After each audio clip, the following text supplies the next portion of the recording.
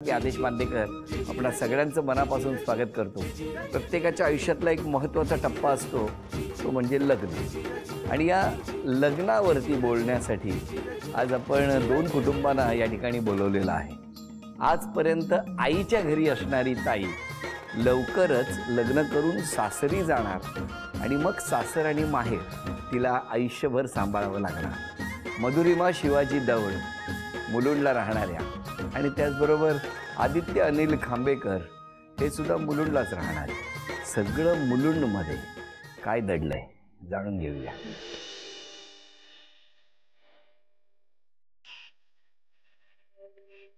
माझं नाव मधुरिमा शिवाजी दौड। माझं नाव आदित्य अनिल खांबेकर। त्याचा समजूतदारपणा आणि सगळ्यांना एकत्र घेऊन चालणारी त्याचा स्वभाव तो मला आवडला। तिने माझ्या लाईफमध्ये स्टेबिलिटी आणली आहे। आदित्यला सरप्राईजेस दिलेले आवडतात, पण मी अजून सध्या काही सरप्राईज त्याला एवढं मोठं दिलेलं नाही आहे। तिची इच्छा होती पण तिला ते वाटलं नव्हतं मी फॅमिली समोर तिला प्रपोज करेन।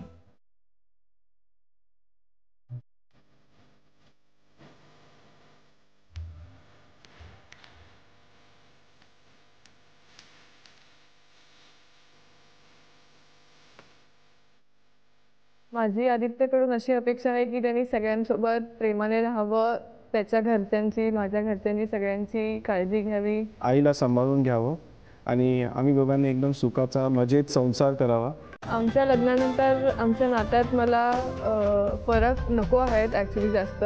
ॲज अ मित्र तो आहे आत्ता, मला तसाच तो हवा आहे पुढे पण।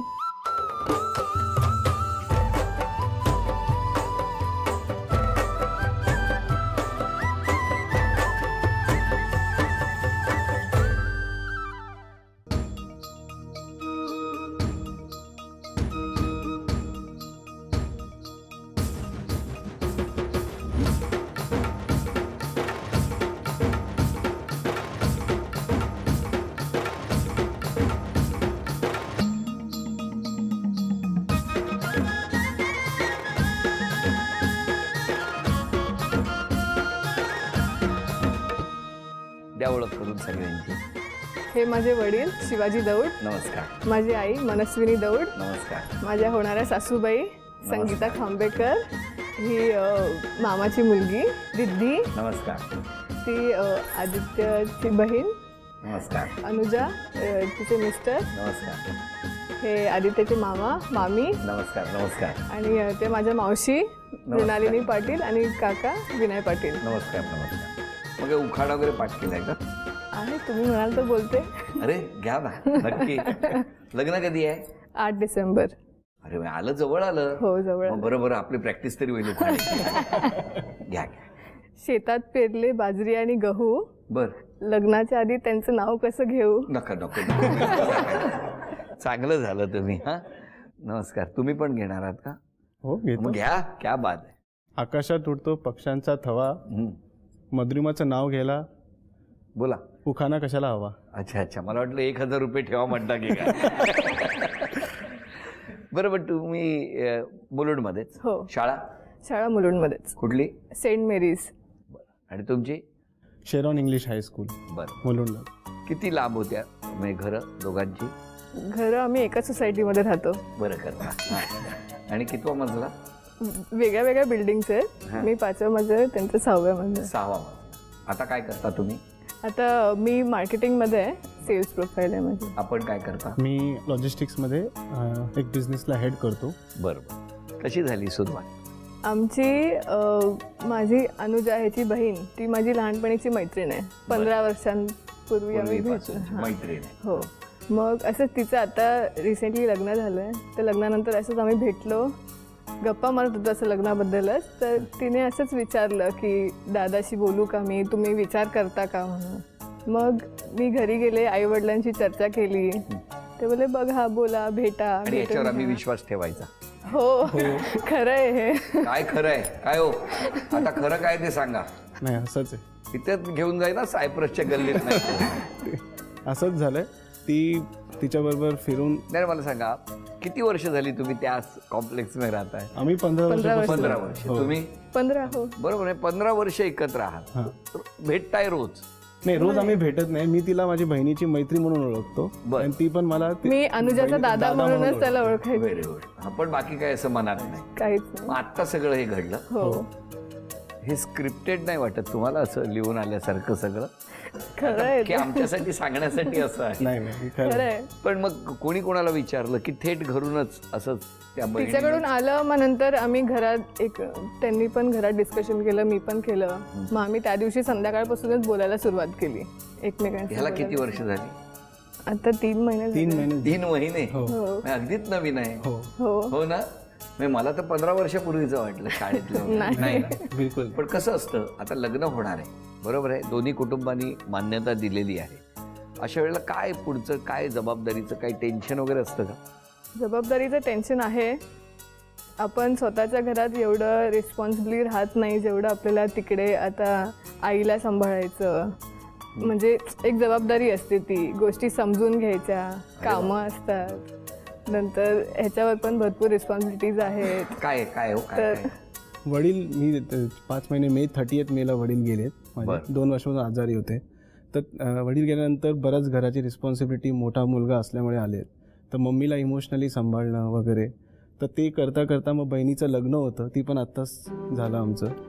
मग ते आता माझ्या ठरल्यावर तिला जाणीव आहे याची की याला बहिणीला मग आईला यांना सर्वांना सांभाळून मग ती जबाबदारी तिची पण होणार तितकीच. तर तिला त्याचं असं ते आम्ही डिस्कस करतो, पण तिला असं वाटतं की ते मी करू शकेल की नाही, त्यांना खुश करू शकेल की नाही, असं तिला थोडंसं त्यांना टेन्शन. टेन्शन. तुम्हाला टेन्शन नाही? नाही, मला कॉन्फिडन्स आहे तिच्यावर. तुम्हाला कॉन्फिडन्स आहे. पण मला तुम्ही आता जिथे नोकरी करतात तिकडे मित्र पण असतील तुमचे, हो किंवा शाळेपासूनचे मित्र असतील, सोसायटीतले मित्र असतील, बरोबर?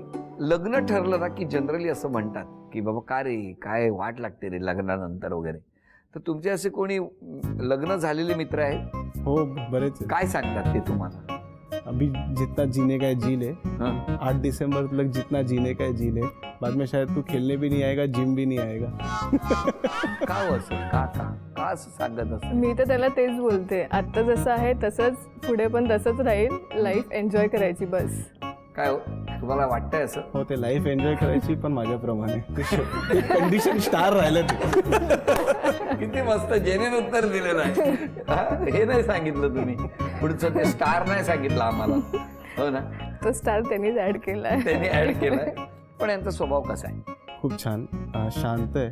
म्हणजे तिची पर्सनॅलिटी खूप कामी आहे. तर माझा जो पर्सनॅलिटी आहे, मी थोडंसं असं ॲग्रेसिव्ह होतो, हे होतो, पण तिच्यामुळे माझ्या असं मला वाटतं की भरपूर कामनेस आणि स्टेबिलिटी आली आता लाईफमध्ये. किती 3 महिन्यात? हो, चांगलं कनेक्शन झालं आहे आमचं. तर तिच्या सगळ्यात चांगला गुण म्हणजे तिचं कामनेस मला आवडतो. आणि त्यांच्या स्वभावाबद्दल? लोकांना घेऊन चालणार आहेत सगळे, सगळ्यांचा विचार करायचा. बरं, आता 3 महिने झाले लग्न ठरून. किती वेळा भेटले तुम्ही? Every weekend. फक्त वीकेंड? असं ते मग असं मोजलं नाही. नाही, ऑफिसला जाणं, सोबत करणं, पिकअप करणं, घेऊन हो, जाणं, हे बरेच वेळा हे रोज? केलंय. नाही ना, रोज नाही. वीकमध्ये 2दा. बघा, सुरुवातीला 1 होता, आता हळूहळू 2 वर आला. नाही, वीकेंडला असं प्रॉपर डिनर डेट प्लॅन, हे ऑफिसमधून पिकअप, एकत्र जाणं, एकत्र येणं, ते रोजच? नाही almost. नाही कधी. आता काय ते काय ऑलमोस्ट म्हणतायत तुम्ही, काय नाही म्हणताय? नवीन रोज होतं, आता स्लो डाऊन झालंय थोडंसं. 3 महिन्यात स्लो डाऊन म्हणजे हे हसू फार महत्वाचं आहे. पण मला तुम्हाला विचारायचं की तुमच्या दिवसाची सुरुवात कशी होते? रोज माझ्या दिवसाची सुरुवात आल्याच्या चहाने होते, कारण आलं सगळ्या आजारांपासून आमचं संरक्षण करतं. इतकंच काय, तर आमच्या आल्याच्या फायद्यांवर एवढा भरोसा आहे की आमच्या भांडी धुण्याच्या साबणात सुद्धा आलं आहे, कारण आमच्याकडे आहे अँटीबॅक्टेरियल एक्सो जिंजर. किती मस्त. वा वा वा, तुम्हाला दोघांनाही खूप शुभेच्छा. असेच गोड राहा, असेच हसत राहा, आणि असंच जे काही तुम्ही पहिलं स्क्रिप्ट तयार केलेलं आहे त्याच्यावरच कायम राहा. हां, या मनापासून शुभेच्छा. आणि हसता हसता आत्ता पहिल्या खेळात दोघांना मिळून किती बक्षीस मिळणार बघूया. एका बोटाच्या सहाय्याने ती बांगडी उचलायची आणि तीच दुसऱ्याच्या बोटाच्या सहाय्याने तिकडे गोळा करायची. अशा पद्धतीने वेळ फार महत्त्वाची आहे. 1 मिनिटामध्ये 10 बांगड्या तरी गोळा व्हायला पाहिजे. हां, पहिली संधी तुमच्यासाठी. तुमची वेळ सुरू होते आत्ता. असंच असतं, सुरुवातीला छान आणि सोपं वाटतं. हा, कळलं का?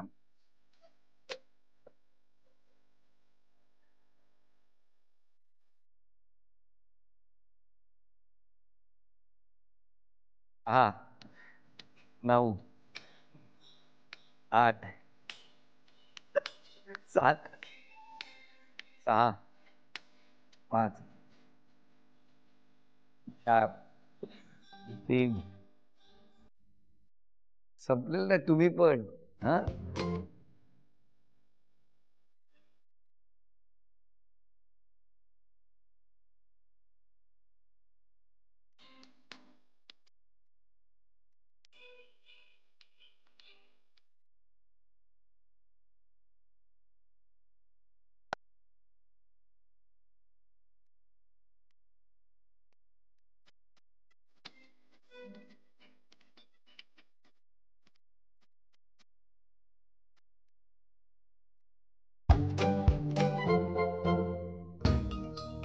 झी मराठीकडून हा आहे अभिनंदन.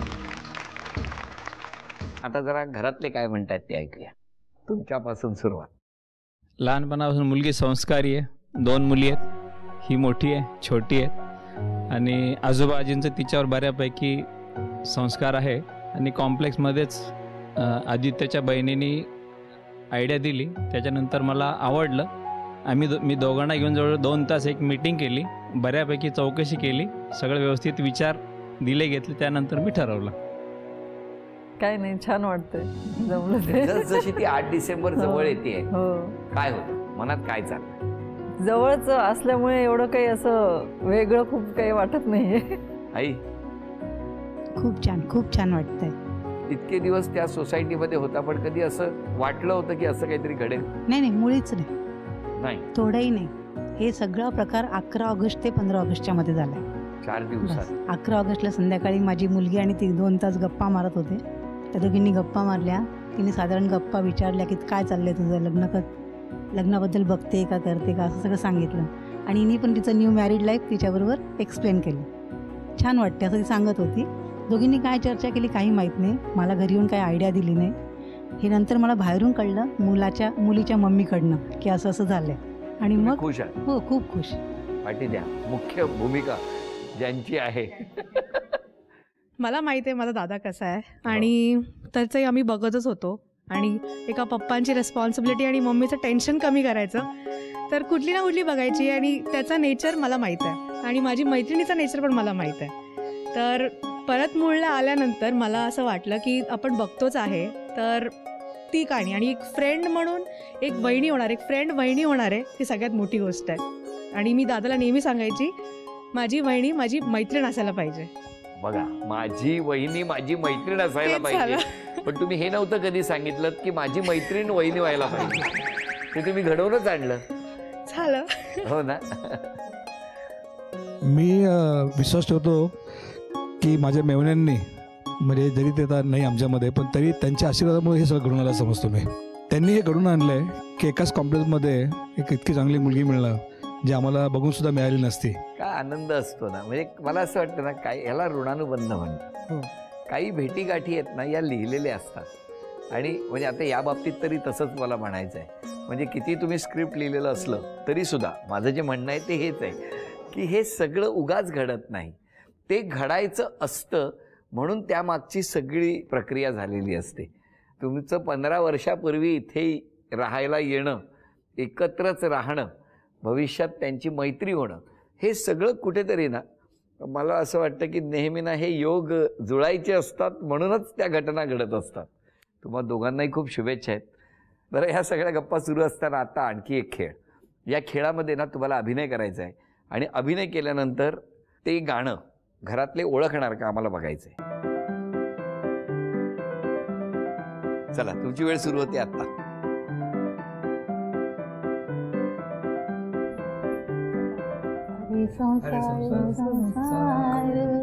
जसा तवा चुल्यावर आधी हाताला चटके, तेव्हा मिळते भाकर. अरे संसार संसार. तुम्ही किमान भाकरी खाण्याचा तर अभिनय करा. भाकरी बनवली नाही ना अजून. अजून भाकरी बनलेली नाही. अभिनंदन. चला, दुसरं गाणं.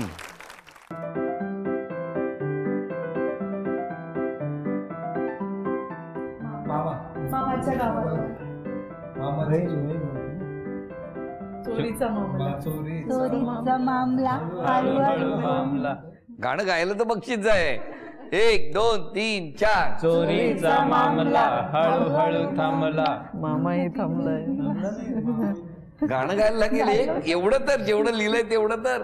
चोरीचा मामला थांबला प्रेमानं हाती तुझ माझी मैना इश्काच्या दरबारात ये ना. मी बक्षीस देतो पण गाऊ नका.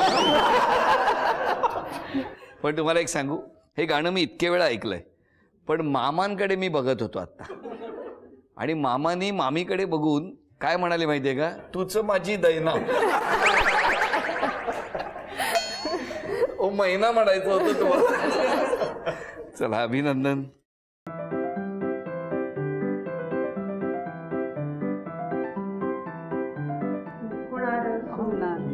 नवरी नवरी नवरी नटली.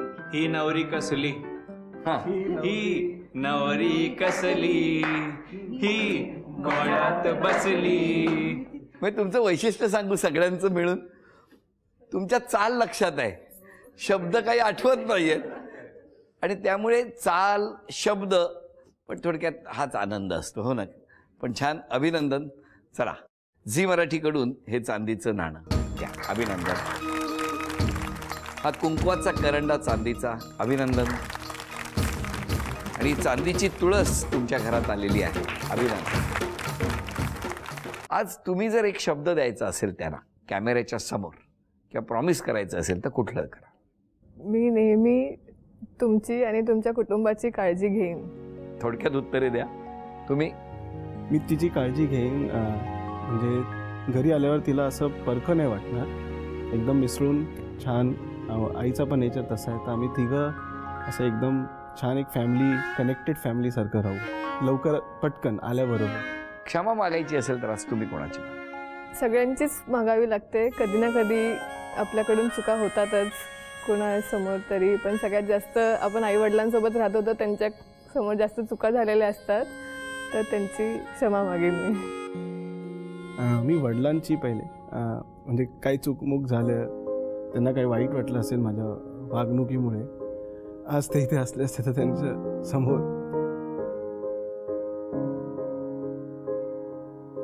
आईची पण माफी. जबाबदारी वाढल्यामुळे कधी कधी चिडचिड होते माझी आईवर पण. तिला सांभाळायचे पण होतं कधी कधी. मग वैतागतो, कामाचं प्रेशर असलं की, ऑफिसचं, घराचं, लग्नाचं, पण सांभाळायचं तिला पण तसं. तिची माफी मागतो.